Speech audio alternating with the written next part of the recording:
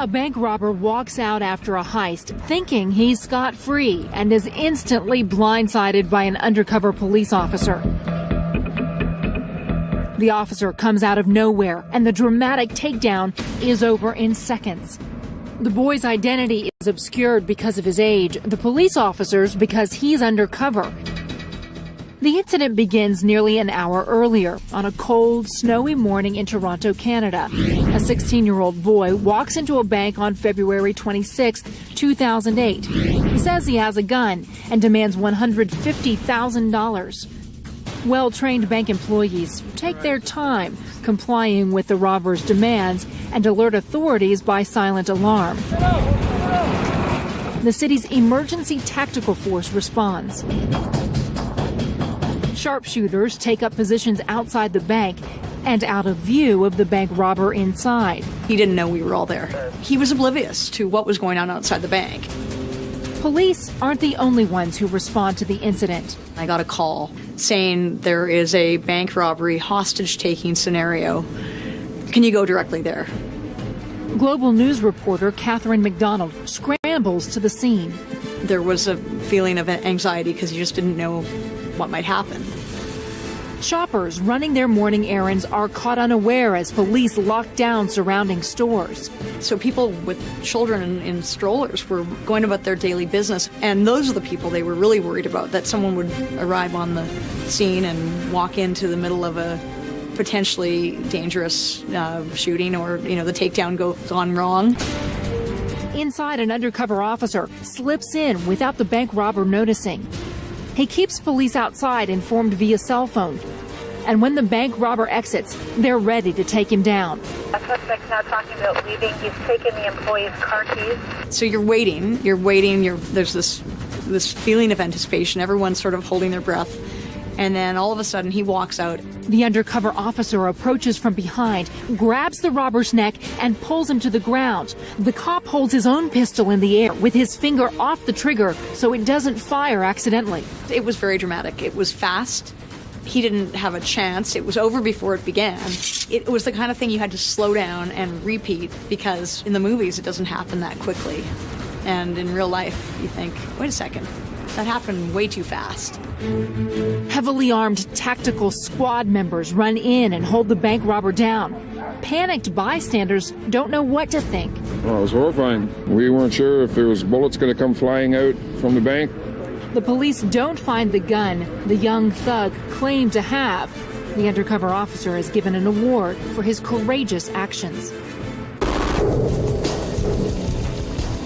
In Renton, Washington, police respond to a hostage situation at the local Safeway supermarket, May 21st, 1993. Highly unusual to have such a public place be the forum where this event takes place. To have one at a Safeway store involving a clerk that had been taken hostage in the early morning hours on a Friday, that was unusual. A woman walks into the store and holds a large butcher knife near the throat of 56-year-old clerk Dolores Brunson. She was working in the flower area at that time in the store. I think she was blowing up some balloons, and the girl just came in and grabbed the first person that she saw working, and my mother happened to be the unfortunate one. The hostage taker, 34-year-old Holly Sophia, has been smoking crack cocaine and drinking alcohol. She demands to use a phone and calls family members to tell them she wants to die. Brian Wilson, now chief of police in nearby Federal Way, Washington, responds to the incident. I think she knew that the actions that she were taking would produce a police response. She's clearly threatening the life of another, innocent person. The hostage taker calls police and local TV stations, which send news crews and broadcast the tense situation live. The victim's family sees her on TV. My grandmother called me, very frantic, saying, Wayne, they're going to kill your mother on TV. And I said, what? Dolores is a single mother with 5 sons, 3 of whom raced to the Safeway, fearing the worst. I thought from the very beginning that it wasn't going to end well. When I looked in that girl's eyes and saw that there was something lost and the knife against my mother's neck, and you could actually see it on her neck, I didn't think it was going to end well at all. Police proceed cautiously, trying to defuse the situation by talking to Holly. Negotiators are able to convince her to let all the other employees and customers go free. But the hostage taker keeps Dolores and holds the knife close to her throat. I saw the fear of death in my mother's eyes. You could see that she was afraid. Sharpshooters have several opportunities to strike, and there are several moments when the order is almost given, but police hold off.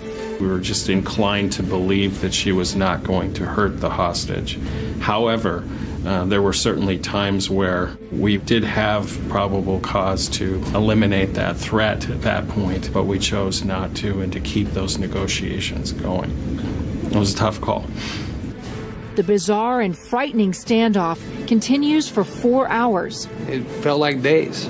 We knew that the police and the SWAT team had it under control, but at the same time, when the girl has a knife next to her neck, all she's got to do is push it. And, it was very, very agonizing. Negotiations continue outside the store, face to face in front of an espresso stand. At the time, I wanted them to shoot her because I thought she was going to kill my mother. The first instinct was, why aren't they shooting her? Because they did have the marksman there to do it. Finally, Dolores is momentarily released. Police seize the opportunity. They use pepper spray and tackle the hostage taker to the ground.